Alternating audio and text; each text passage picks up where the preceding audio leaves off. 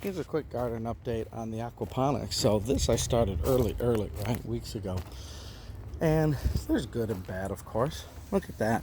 So here, it looks like the lettuce started on a few of these not to do so good, but it looks like it's maybe coming back. The one here is doing really well. And then these are doing really well. This style of lettuce is doing really well. I wonder if I can open it up and see the root structure here. I got one hand. Let's see if I can do that.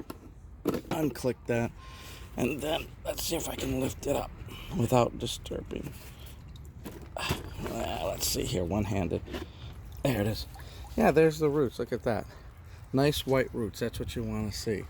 And that is nice white roots. So as long as they're white, they're doing well. And you can do this here in Texas while the temperature is cooperating. Once we get into the summer, it gets too hot. You can't really do lettuce anyways. But I think I'm going to try more of this because it seems to work really well. Except for, I don't know what happened there. But nice crisp lettuce leaves. The other thing too that you might have to do is update and look at your watering system. So, you know, it gets hot, it gets cold. You have to replace things that get worn out. So what I found is that these washer hoses are the best. They don't leak, and the compression and they're flexible. They really are good. And then I had to get a new 4-way splitter here. This one is called 2 ways if you look at the name. It seems like it's good. It's easy. Again, using my plumber's tape, it's not leaking. That's good. And then this here, last year, because there's a little sun, kidding, this got really brittle. I need to buy some more tubing there and really replace it, because if that breaks and it leaks, and then you're you know, not watering.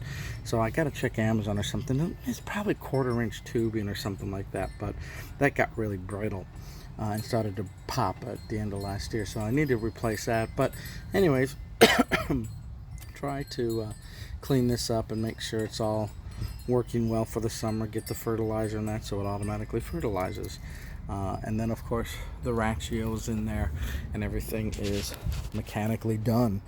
My high-tech garden. So anyways folks, that's another little update. We got good weather right now. It's in the high 60s, almost 70s. This is California type weather for another couple weeks until, look out, then here comes Texas sun.